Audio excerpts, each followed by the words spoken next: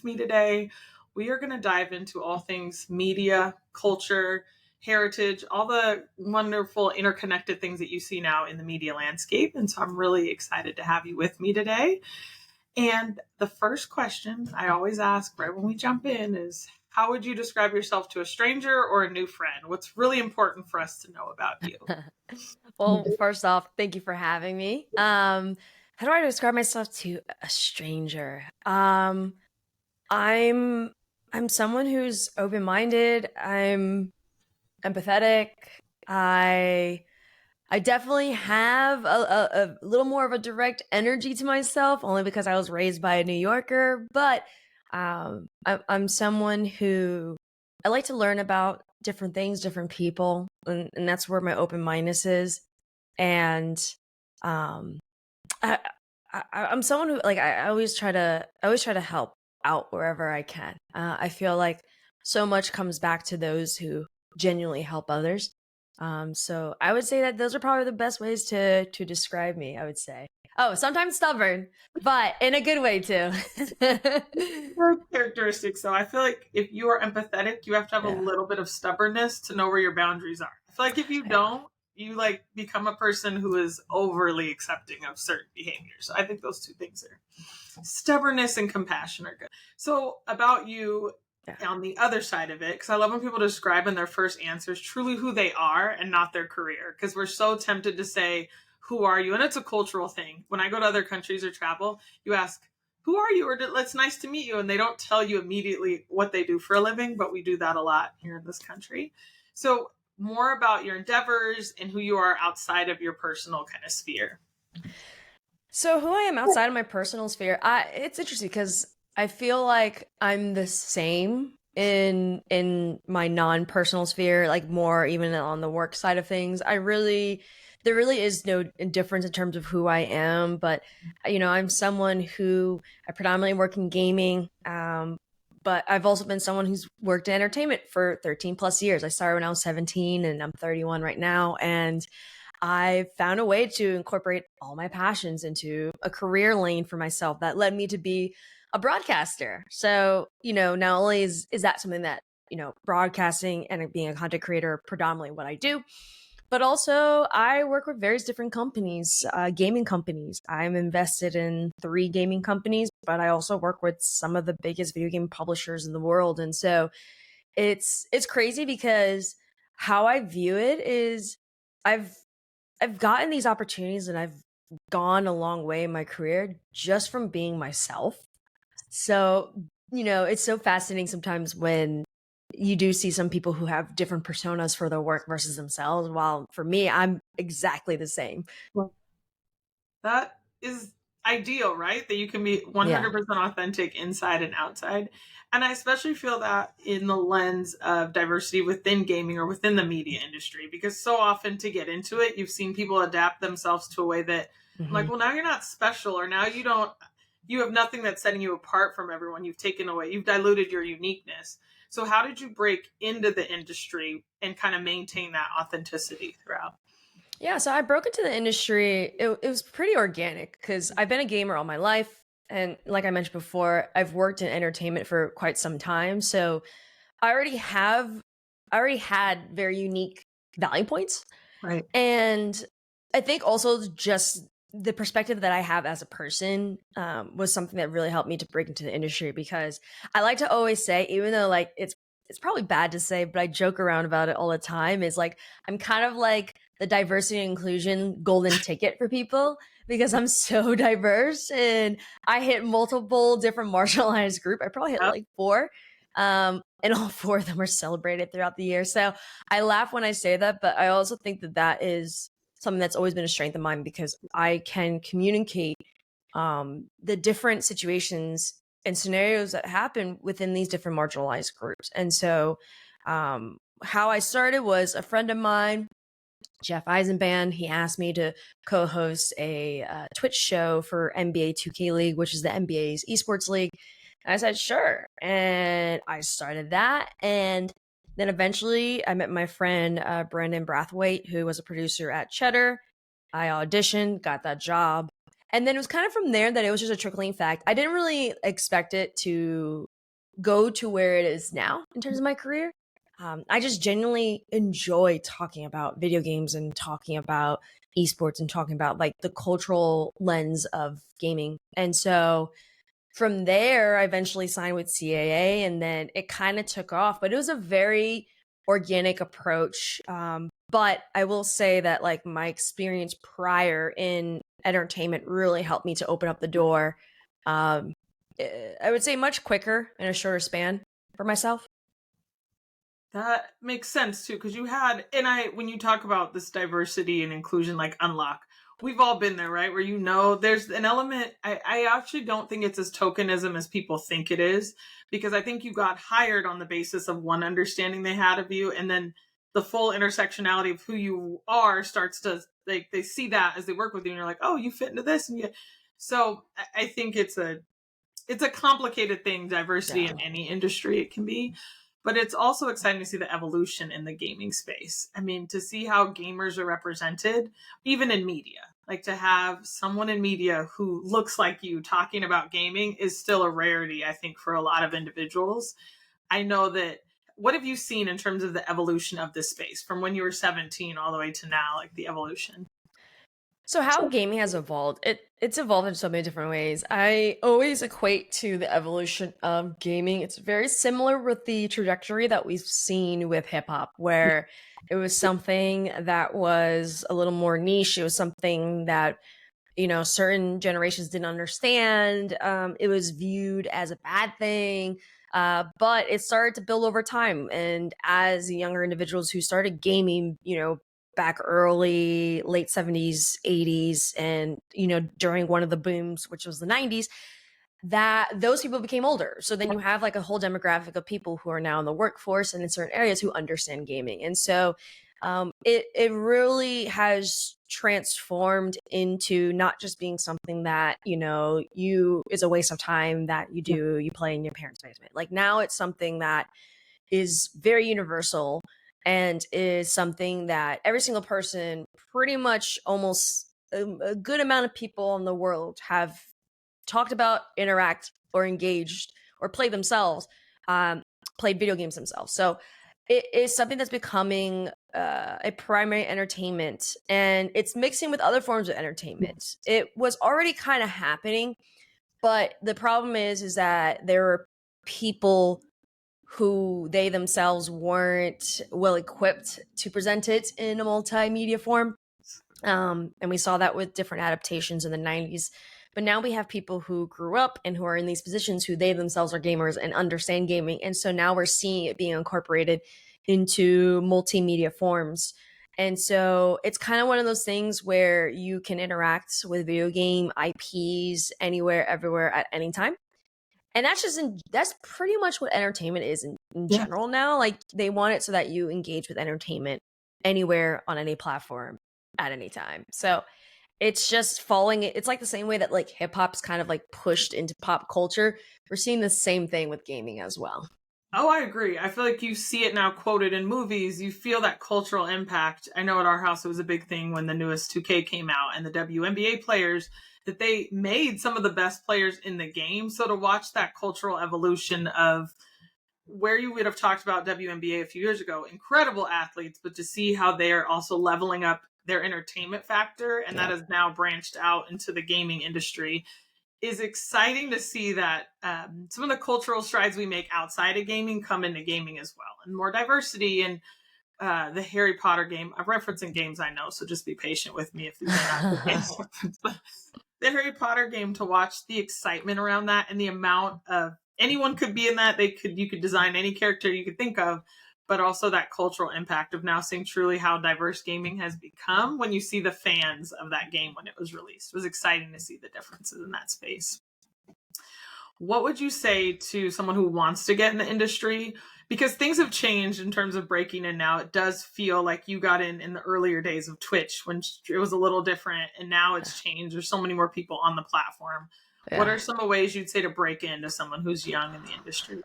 Some ways you can break in is start, there's a few, right? Like gaming is pretty accessible. It's one of the most accessible forms of media. So you can start accessing it. There's, find local tournaments that you can, participate in. Find, at your college or high school, there's maybe clubs. You know, you can even find videos online that will teach things like coding and all that. There's even programs that do it. So the information's out there. You really just got to go out and find it yourself. But then also now there's so many different people who are quite accessible online and that you can see what they do. And if you would like to do it, you can. I mean, there's so many different ways to interact with gaming without being a content creator. Yeah. And then another thing too that I actually always tell everyone else is like, get a career outside of gaming and then come into gaming, because right now the industry is transforming. And like I was saying, we need more people who know other skill sets.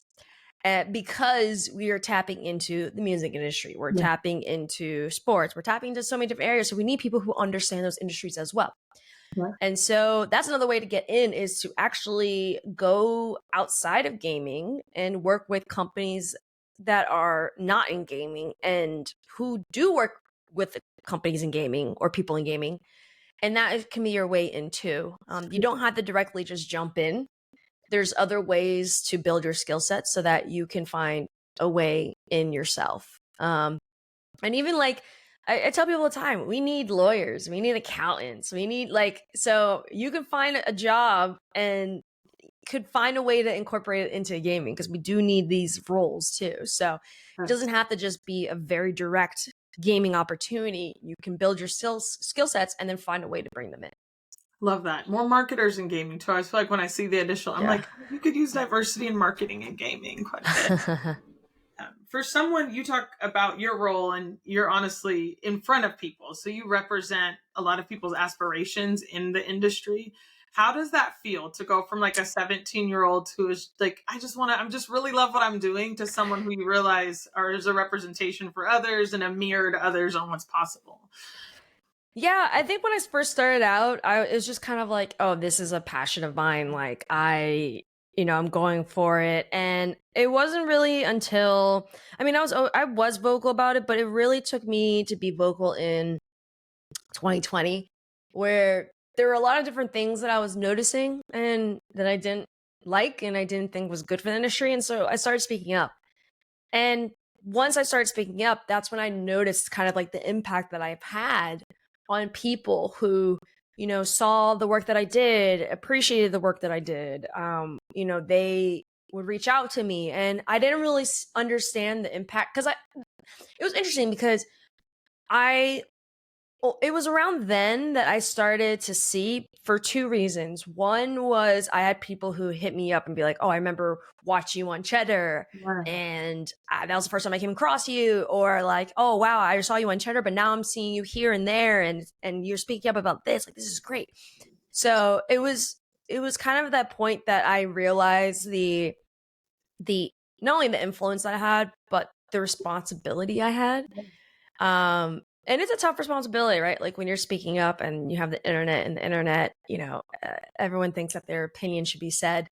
But I realize that, it's going to take individuals like myself who are going to help to open up more doors for others or help people learn about things. And so it wasn't just, being the representation in terms of people seeing me on TV or seeing me on platforms, but then also like being someone who can say the things that the community wants to be said in a way that can be heard. That's also been another one of my skill sets. Is I'm someone who's really been able to effectively communicate things to these companies in a way that they can digest. Yes. Whether they listen to it or not, that's on them. But I do, I have, and that's why a lot of them hire me, like for consultations and stuff like that, because the way that I communicate it, there is constructive criticism, and it is direct, but at the same time, I'm someone who knows how to balance it too. So I know how to give kudos when they're doing something right. So that's been something that's helped me to be the representation for others in a very effective way. That's two key points that you said. And one, it is a heavy burden. I think often people forget that being the voice of a community comes at a heavy price, because one, you're dancing this line of, I don't speak for everyone, but I do want to be a good representative of this community. And then especially when you're talking about potentially outwardly, they can see 4 different communities that you're potentially a part of. So it's such this dance that you're doing to remain authentic, but also to make sure you're delivering things that are helpful. It's a multifaceted burden that I don't think people realize in the space. Yeah. And how, I think within that, another thing you had mentioned is the delicate dance of giving feedback. And I do think in a lot of and I do the same thing in consultating for DE&I, and you're trying to have this conversation with someone about why this work isn't inclusive, or where there's a problem in the work, and their initial thing is like, we're not trying to be racist. I'm like, just calm down. We are trying to educate you. Like, it's so interesting how you almost have to really hold their hand through some of that. Like, I need to give you honest feedback. So it's such a process on both sides, both the community and the science. But yeah, it is. What are one of the ways that you do advise them on making gaming or even media more inclusive?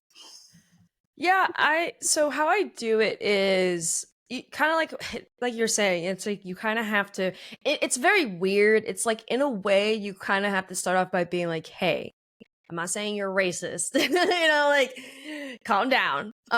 But, because we all have a different level of experience, we all have different levels of privilege. And sometimes that gives us blind spots to things. And there's nothing wrong with that. But what's important is that we take those necessary steps.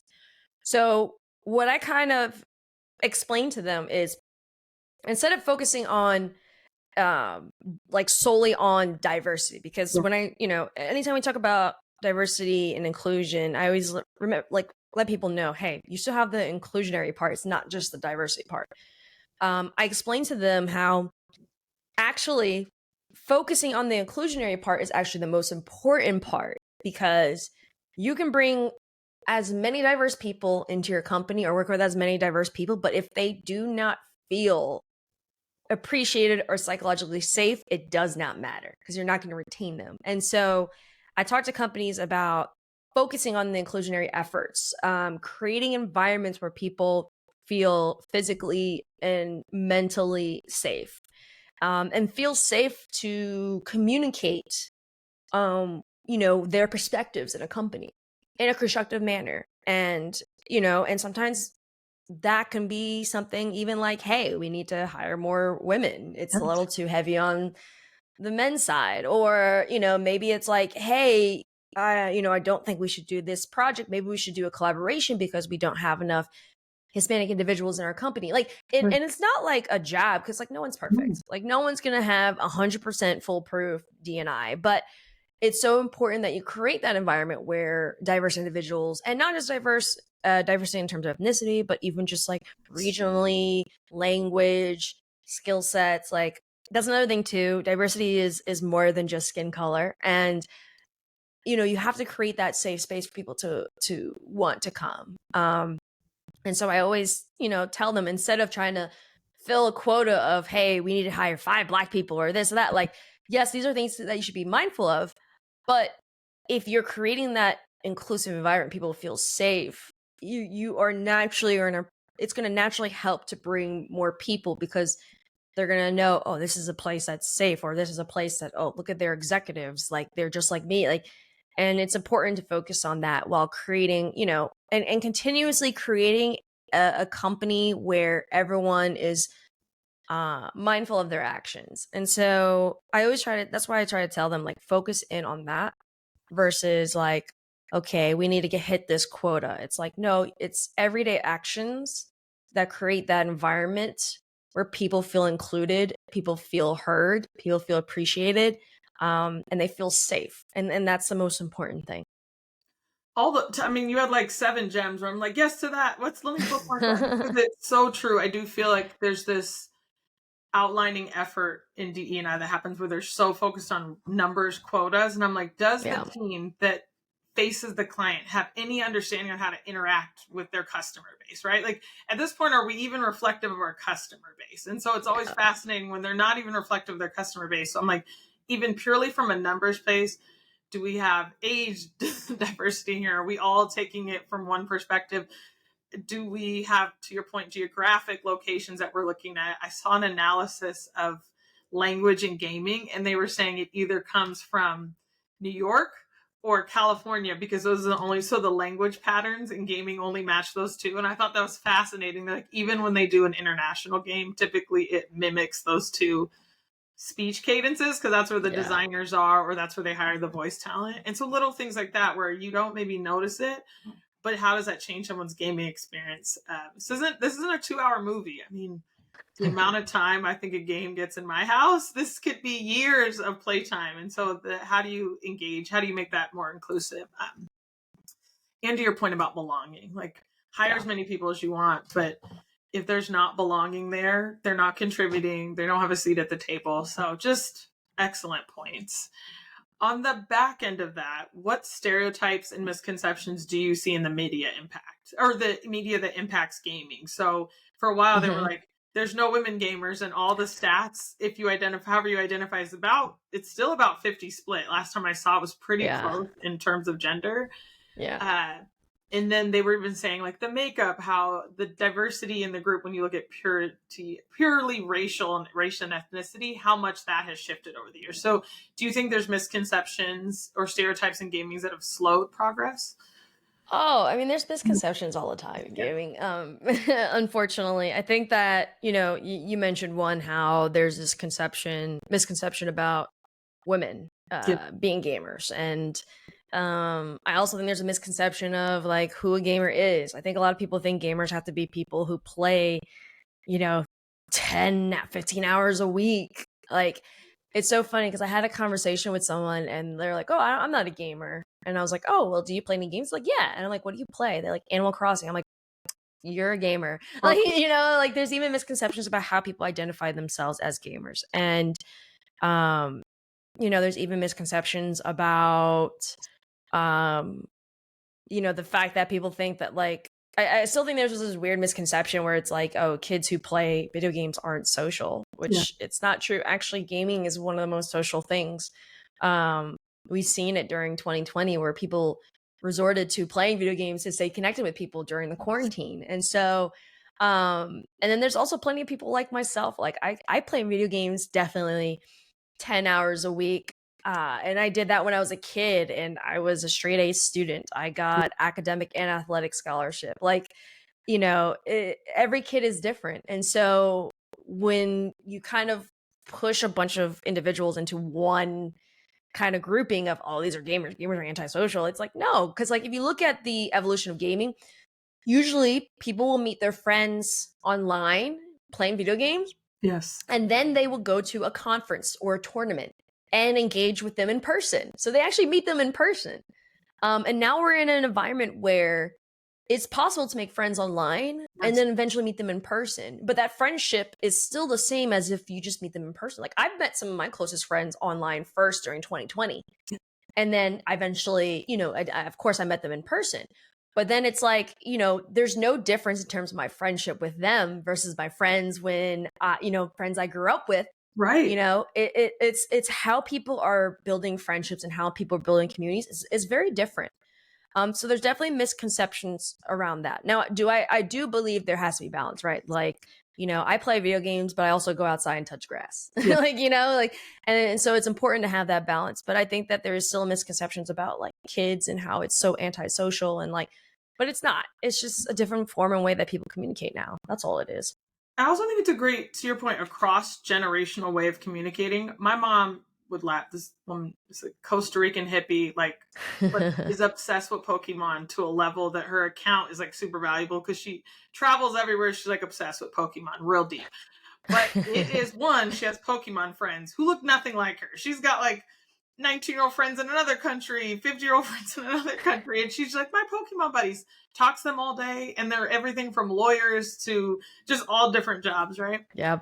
But it's her connection to my kids. Like, all the, I'm like, what are you texting? And they're like, Grandma, they're going back and forth about different types. And it's been interesting to see her evolve into what I would call a fairly heavy gamer in the space. Like, she's pretty dedicated to this commitment.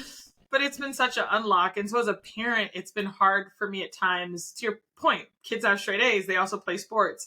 And my husband's been gaming since I met him probably. And I've seen it hasn't stopped him. He's got, so I think it's changed my perspective as a parent too. And I'm like, they need that outlet time. Also, you're right. I will walk in their room and they're talking to like 7 of their best friends who know it's 9 o'clock. I couldn't have driven and dropped you off at here and dropped you off at here. So to see that engagement, and it's a cross-cultural engagement. Their friends were military families, so they have friends they've met in Oregon, they have friends they met here. And it's really cool to see that engagement with all of them. And there's negative things, there's terrifying things. There's things I've seen on Fortnite where I'm like, that's intense for me. But outside of that, it is cool to watch that connection. And I do agree, when done right, it fights loneliness and some social engagement that you're not getting necessarily on a day-to-day. Yeah. And I always explain to people too, like, yes, there are bad things to the internet, there's bad things to gaming, but what I always say is it's a reflection of society. And so the same people that you could potentially meet in person who are not so good people are on the internet. Now, does it, increase some sort of accessibility? Sure. Yeah. But, it's the same bad people in real life, so it's all about just that balance of knowing knowing the do's and don'ts, rights and wrongs, and that's something that I appreciate my mom for doing, because my mom's like, hey, I'm not going to stop you from gaming, but I'm going to tell you like what's not okay and what is okay. And so like she never worried with me meeting people via gaming, because she knew that like I was like even as a kid, me and my brother were like, stranger danger, leave us alone. Like we were just kind of like that. Yeah. And so I never had that issue. But that's why it's so important for the educational component for parents to understand, because it's better for parents. And this is something I appreciated from my parents, because like my mom's Black and Puerto Rican, and like she grew up where my mom's a techie. She worked in fintech. And so she was like, hey, I'm not going to demonize this thing. I'm going to understand it and embrace it. And she played video games too, but my family has played video games. And so because she was so interested in it, it made it better, and it made it a better experience for me as a kid, because I was able to explore that passion. And also, I follow the rules more because my mom was more okay with it. So I'm like, why am I going to do bad things when my mom's letting me play like this, that, and third? She always used to tell me, she was like, hey, as long as you're getting A's, I'm not going to tell you how many hours you can and cannot play, because you're doing everything that I'm asking you to do. And so, I think that like the more that parents understand gaming, and I always say like, show interest in it. Like that goes such a long way. Cause like, look, because my mom showed interest in my passion for gaming, I now have a very successful career for it, to the point where I can financially support her in some shape or form. Yes. So, the education part is like, I think the most important part, that we still need ways to go. But like, even just, showing some interest and trying to play with your kids, it really does go a long way. It opens the door to conversations too, because I find that they'll talk to me about a gaming problem, and the first thing is like, I don't know what world you're talking about. But then I realize the gaming problem they have is some example of something they will work with in the outside world. And so I'm like, oh, this is a good example of something you'll face at work or something, because there's so much you're like, it's a reflection of the world around us. So there's so much overlap that you'll see in that place. I've been thinking, when you're talking about entrepreneurship, sometimes I'm like, you're an entrepreneur in this game.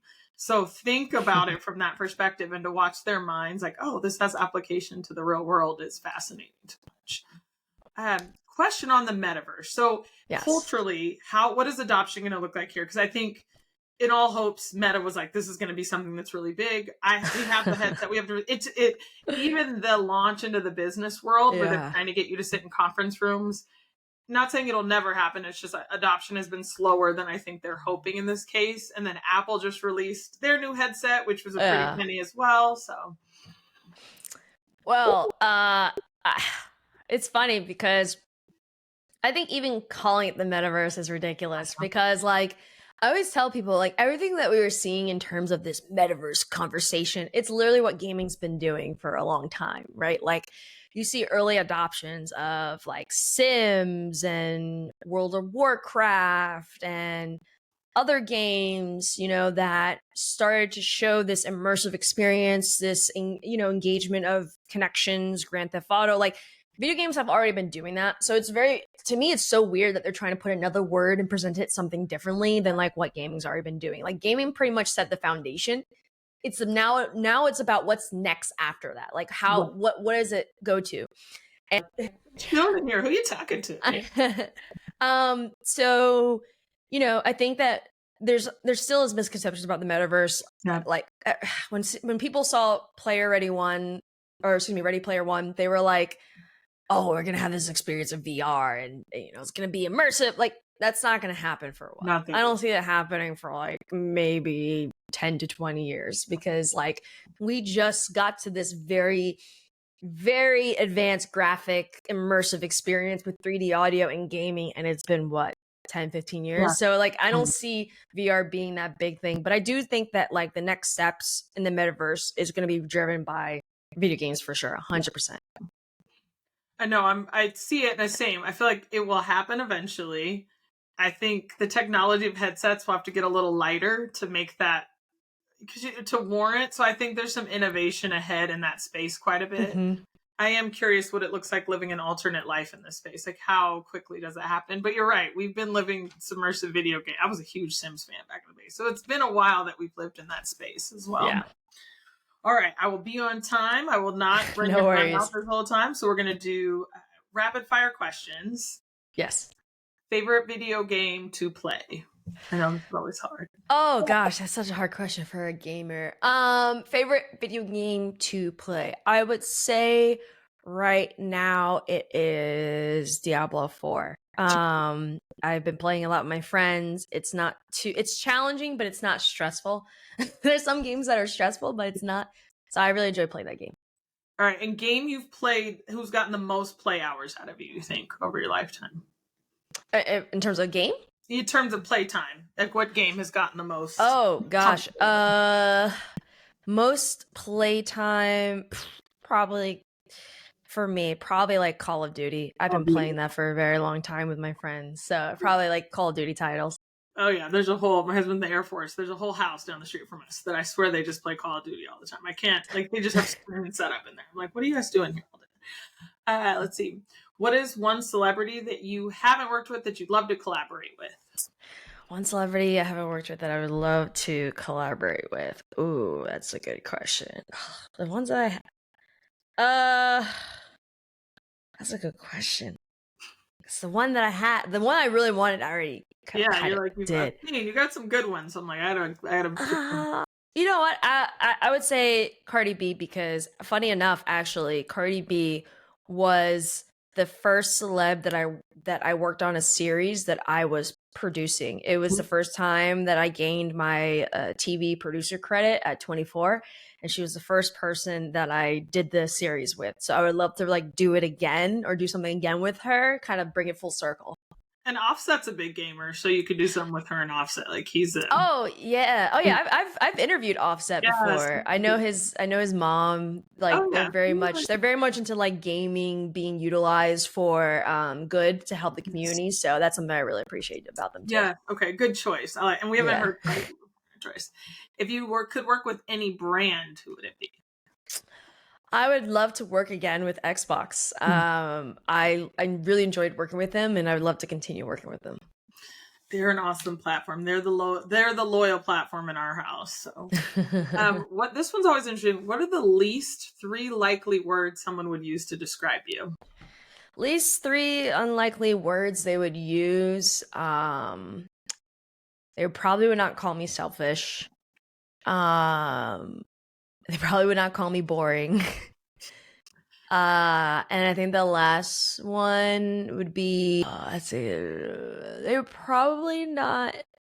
This is funny. I always joke about this because, like, you know, with me being Puerto Rican, people always call Puerto Rican women crazy, but I actually don't think people will call me crazy. Are you on the mellower side? I'm definitely on the mellower side, which is weird because, like, I'm Puerto Rican and I'm an Aries, so I'm a fire sign. So, like, I do have my moments, but I'm usually very, very, very, like, down here and mellow. So I would say that probably they would call me that. Aries to be more intentional than flary. Like everyone talks about them flare, and I actually find them to be far more like, no, I'm intentional in what I'm saying to you, like firm. And everyone acts like they're like this, and I'm like, I actually feel like they're very much like, this is my line. Have fun with that. But yeah, I'm that kind of person. I always tell people like it takes a long time for me to like blow up. Like you really have to be pushing my buttons consistently, but the thing is, most people cannot handle directness. Yeah. And so they take that directness as something else when it's just, I'm communicating in a very concise way what I need to communicate. Aries are my favorite. I'm married to an Aries, so Aries will always be my favorite. I'm like, just let me know what it is and we can work around it. I just want to know what your line is. What's your favorite content source?